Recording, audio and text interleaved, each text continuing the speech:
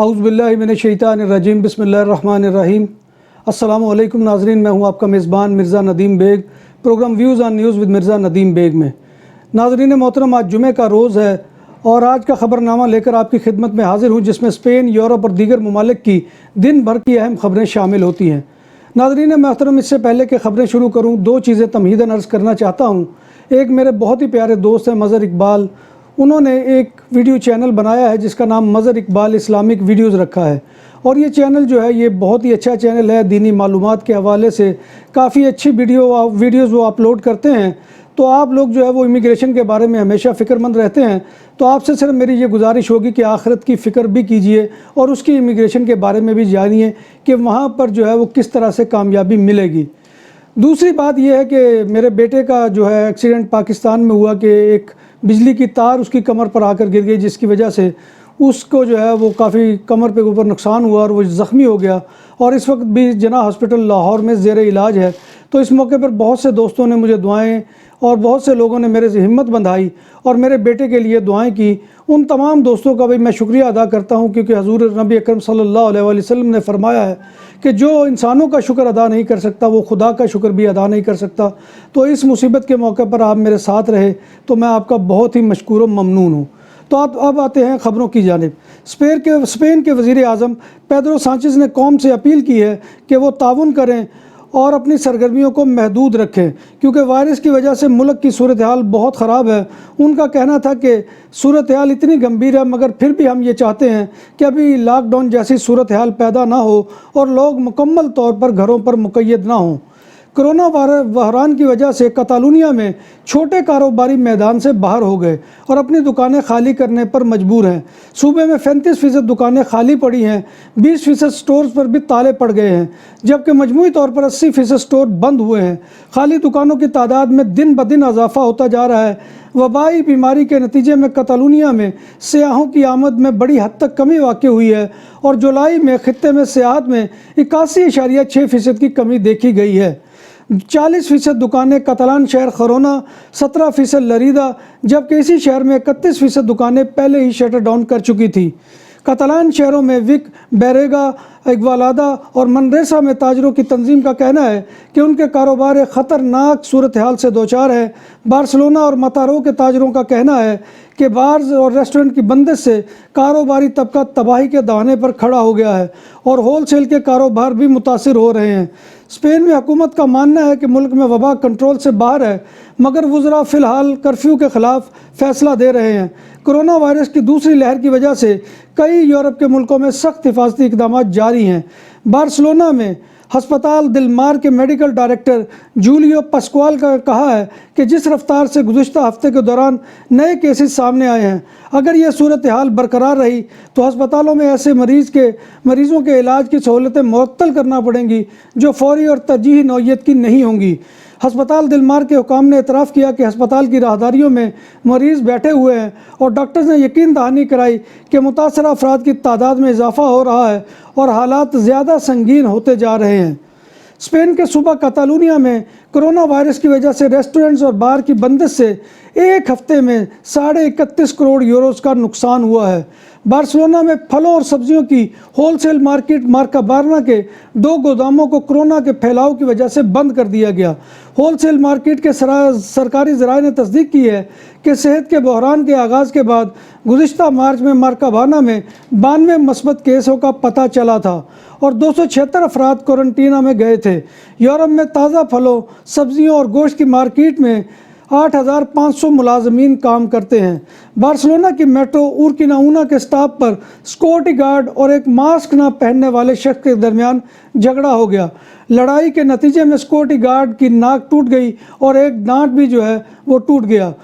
Spain میں corona virus کے متاثرہ افراد کی کل تعداد 10,26,281 اور اموات کی کل تعداد 34,521 ہو گئی۔ کاتالونیا میں وائرس متاثرہ مریضوں کی مجموعی تعداد 1,87,142 اور 13,704 اموات ہوئی ہیں۔ کرونا وائرس کی دوسری لہر نے یورپی معیشت پر اعتماد کو ختم کر دیا۔ کووڈ-19 کی وجہ سے رواں ماہ صارفین اور کاروباری حضرات میں 1.6 پوائنٹ کی کمی واقع ہوئی ہے اور حالیہ برسوں کے وسط میں 10 پوائنٹس بھی کم ہوئے ہیں۔ ہیتھرو ایئرپورٹ لندن سے ہانگ کانگ اور اٹلی جانے والے مسافروں کے لیے ٹرمینل 2 اور 5 پر کورونا ٹیسٹ کرانے کی سہولیات فراہم کر دی گئیں۔ مسافروں کو ٹیسٹ کے لیے 80 پاؤنڈ ادا کرنا ہوں گے اور اس کا نتیجہ انہیں 1 گھنٹے میں مل جائے گا۔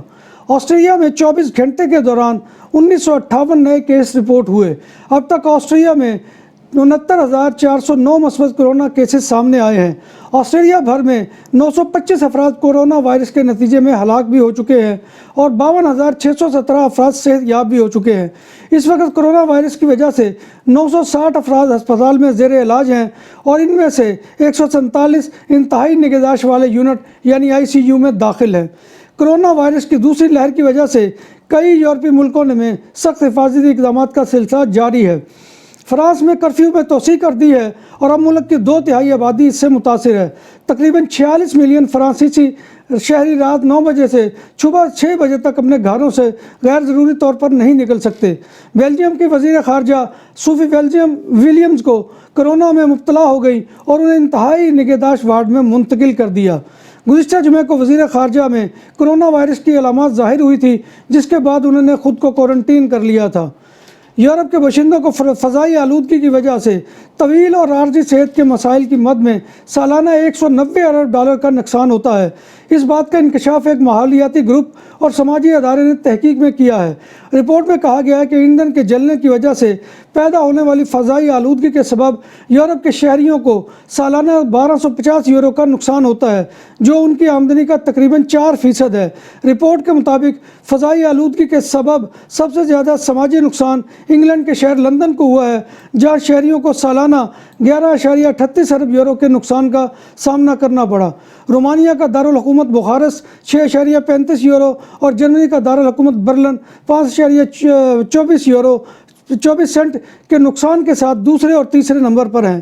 پاکستان میں کورونا وائرس سے گزشتہ 24 گھنٹوں میں مزید 736 افراد متاثر ہوئے، جس کے بعد زیر علاج افراد کی تعداد 9,642 ہو گئی۔ حکام کے مطابق وبا سے مزید 10 اموات واقع ہوئی ہیں۔ ملک بھر میں زیر علاج افراد کی تعداد 9,642 ہے۔ اعداد و شمار کے مطابق پاکستان میں وبا سے 3,25,480 افراد متاثر ہوئے، جن میں سے 3,09,136 صحت یاب ہو چکے ہیں، جبکہ 6,702 کی اموات ہوئی ہیں۔ فرانس میں کورونا کی دوسری لہر نے مزید شدت اختیار کر لی۔ ایک ہی دن میں مزید 41,000 سے زائد نئے مریض سامنے آ گئے، جس کے بعد کورونا کے کل تعداد 9,99,000 تک جا پہنچی۔ برطانیہ میں کورونا سے مزید 199 افراد ہلاک ہو گئے ہیں اور 81,000 سے زیادہ نئے کیسز سامنے آئے ہیں۔ ماہرین کا کہنا ہے کہ صرف انگلینڈ میں کورونا کے اصل کیسز کی روزانہ کی تعداد 90,000 تک ہے۔ بھارت کے سرکاری اعداد و شمار کے مطابق ملک بھر میں 7,15,812 افراد زیر علاج ہیں۔ بھارتی حکومت کے جاری کردہ اعداد و شمار کے مطابق ملک بھر میں 68,74,000 افراد وبا سے متاثرہ ہوئے تھے، جن میں سے 1,16,616 کی اموات واقع ہوئی۔ سب سے زیادہ کیسز ریاست مہاراشٹرا میں سامنے آئے، جہاں 16,17,000 افراد وبا سے متاثر ہوئے۔ کووڈ-19 سے شرح اموات پہلے کے مقابلے میں کم ہو گئی ہے۔ تحقیق سے ثابت ہوا ہے کہ نئے کرونا وائرس سے ہونے والی بیماری کووڈ-19 سے متاثر ہو کر ہسپتال میں زیر علاج مریضوں کی اموات کی شرح میں بہت نمایاں کمی واقع ہوئی ہے۔ امریکی سرحد پر غیر قانونی تارکین وطن سے الگ کیے گئے 545 بچوں کے والدین کی تلاش شروع کر دی گئی۔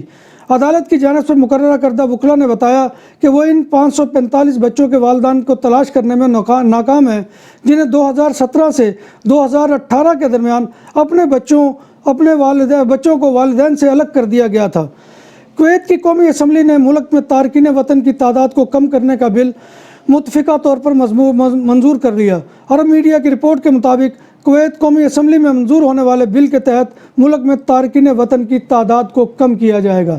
ناظرین محترم، یہ تھی آج کی خبریں جو میں آپ کی خدمت میں لے کر پیش ہوا تھا۔ تو آپ سے درخواست وہی ہے کہ آپ ہمارے چینل کو لائک کریں، اس کو سبسکرائب کریں، اس کے پروگرام کو لائک کریں، شیئر کریں اور کمنٹ میں آ کر کمنٹ کریں تاکہ ہماری رہنمائی ہو سکے۔